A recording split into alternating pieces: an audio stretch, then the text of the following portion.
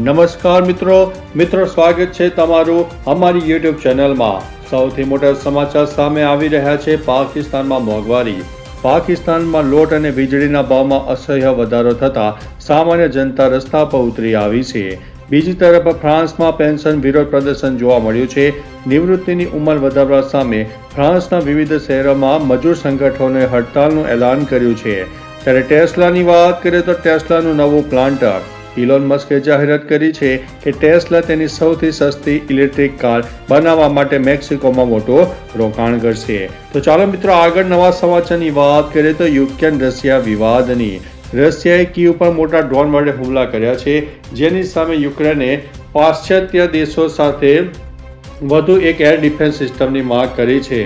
શ્રીલંકાની વાત કરીએ તો આર્થિક કટોકટી સામે આવી છે। ભારત દ્વારા આપવામાં આવેલી આર્થિક મદદના કારણે શ્રીલંકાના અર્થતંત્રમાં સુધારો જોવા મળી રહ્યો છે। પ્રશાસન ક્ષેત્ર ફરીથી ધબકતું થયું છે। ત્યારે વાત કરીશું અવકાશના કચરાની। નાસાએ ચેતવણી આપી છે કે પૃથ્વીની ભ્રમણ કક્ષામાં વધી રહેલો સેટેલાઇટ કચરો ભવિષ્યના મિશન માટે જોખમી બની શકે છે। તો ચાલો મિત્રો આગળ સમાચારમાં વાત કરીશું ભારતીય નૌકાદળની તાકાતની। અરબી સમુદ્રમાં ચાલી રહેલી ચાંચિયાગીરી રોકવા માટે ભારત વધુ 2 યુદ્ધ જહાજો તૈનાત કરવાનો નિર્ણય લીધો છે। મોંઘવારી દરની મિત્રો વાત કરીએ તો ખાદ્ય પદાર્થોના ભાવમાં સ્થિરતા આવતા રિઝર્વ બેંકના અહેવાલ મુજબ મોંઘવારી દરમાં સામાન્ય ઘટાડો પણ નોંધાયો છે।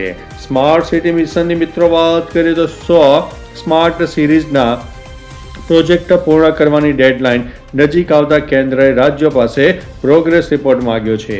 ત્યારે મિત્રો આગળ વાત કરીશું ભારત સ્લીપર ટ્રેનની। રેલવે મંત્રીએ જાહેરાત કરી છે કે મે મહિના સુધીમાં દિલ્હી મુંબઈ રૂટ પર પહેલી સ્લીપર વંદે ભારત ટ્રેન દોડતી થઈ જશે।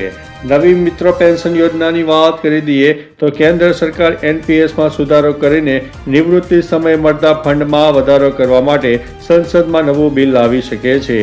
ડિજિટલ અરેસ્ટ વિરોધી ઝુંબેશની મિત્રો વાત કરીએ તો ગૃહ મંત્રાલયે રાજ્યોને સૂચના આપી છે કે ડિજિટલ અરેસ્ટના નામે થતી છેતરપિંડી રોકવા માટે સાયબર સેલને વધુ હાઈટેક બનાવવા પડશે। અન્ય મહત્વના સમાચારની વાત કરીએ તો અંબાજી મંદિરમાં વીઆઈપી દર્શન। શ્રદ્ધાળુઓના દશહરાને પહોંચી વળવા માટે અંબાજી દેવસ્થાન ટ્રસ્ટ દ્વારા દર્શનની વ્યવસ્થામાં મોટો ફેરફાર કરવામાં આવ્યો છે। ગાંધીનગરની વાત કરીએ તો આઈટી હબની નવી આઈટી પોલિસી અંતર્ગત ગાંધીનગરમાં વધુ 5 નવી સોફ્ટવેર કંપનીઓને જમીન ફાળવણીની મંજૂરી આપવામાં આવી છે। ઉનાળુ મગફળી વાવેતરની મિત્રો વાત કરીએ તો સૌરાષ્ટ્રમાં પાણીની સુવિધા ધરાવતા ખેડૂતોએ ઉનાળુ મગફળીનું વિક્રમી વાવેતર કર્યું છે। બમ્પર ઉત્પાદનની આશા સેવામાં આવી છે। અન્ય મહત્વના સમાચારની વાત કરીએ તો ગિફ્ટ સિટીમાં નવું રોકાણ।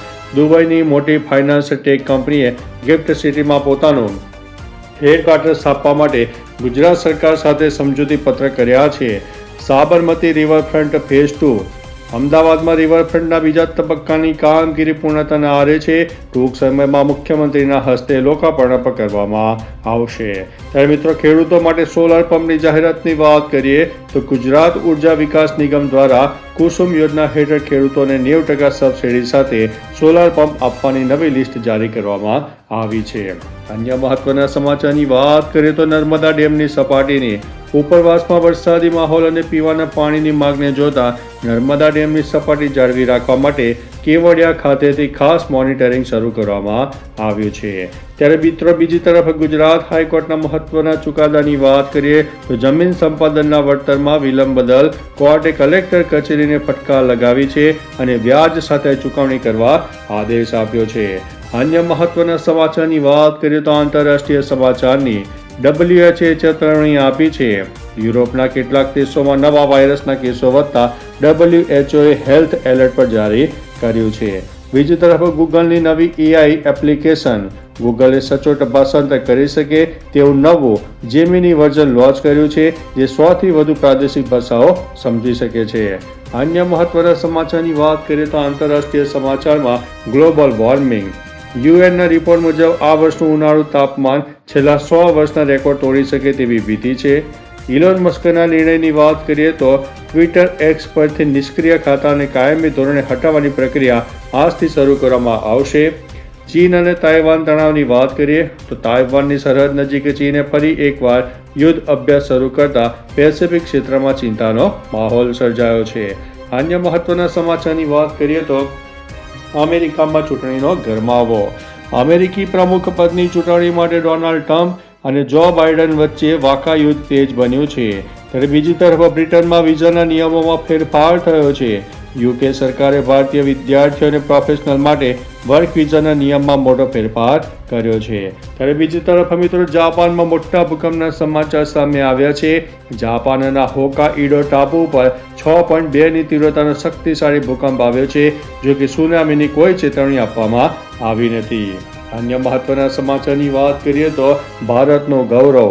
ભારતીય મૂળની વૈજ્ઞાનિકે કેન્સરની નવી સસ્તી રસી અને થેરાપી શોધી કાઢી છે, જેની આંતરરાષ્ટ્રીય સ્તરે માન્યતા મળી ગઈ છે.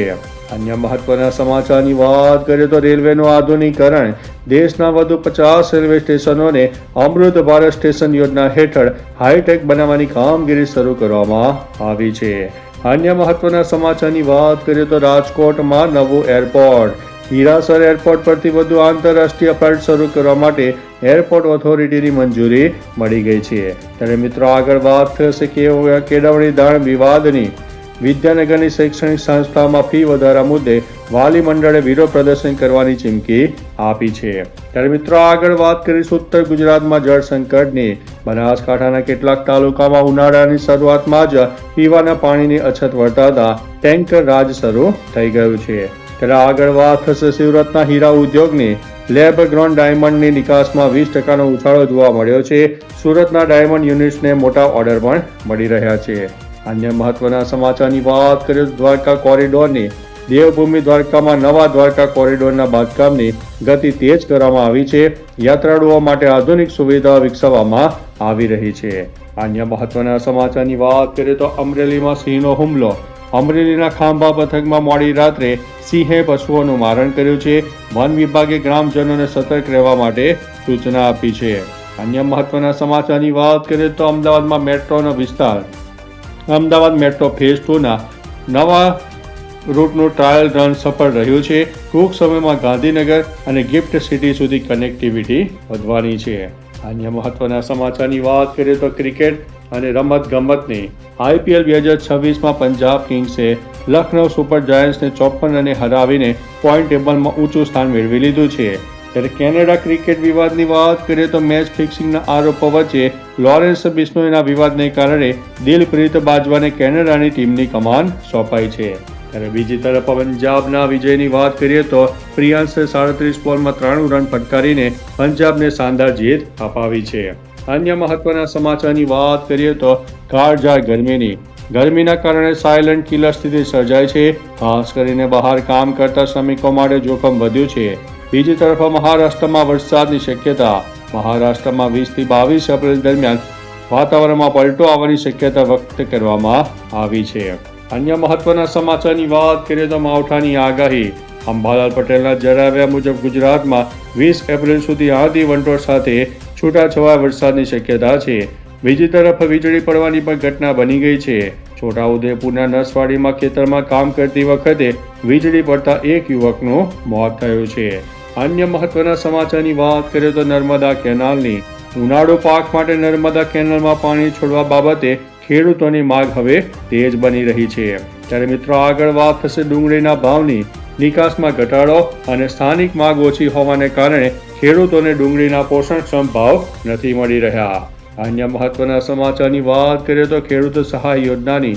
નવી યોજના હેઠળ ખેડૂતોને 4100 રૂપિયાની સીધી સહાય આપવાની વિચારણા ચાલી રહી છે. ત્યારે મિત્રો આગળ વાત કરીશું PM કિસાનનો 23મો હપ્તો. ખેડૂતોના ખાતામાં ટૂંક સમયમાં 23મો હપ્તો જમા થાય તેવી શક્યતા છે. સરકારે નવી યાદી પણ જારી કરી છે. તો ચાલો મિત્રો ફરીથી દેશ અને દુનિયાના સુપરફાસ્ટ સમાચાર લઈને મળતા રહીશું. ત્યાં સુધી અમને રજા આપશો. નમસ્તે.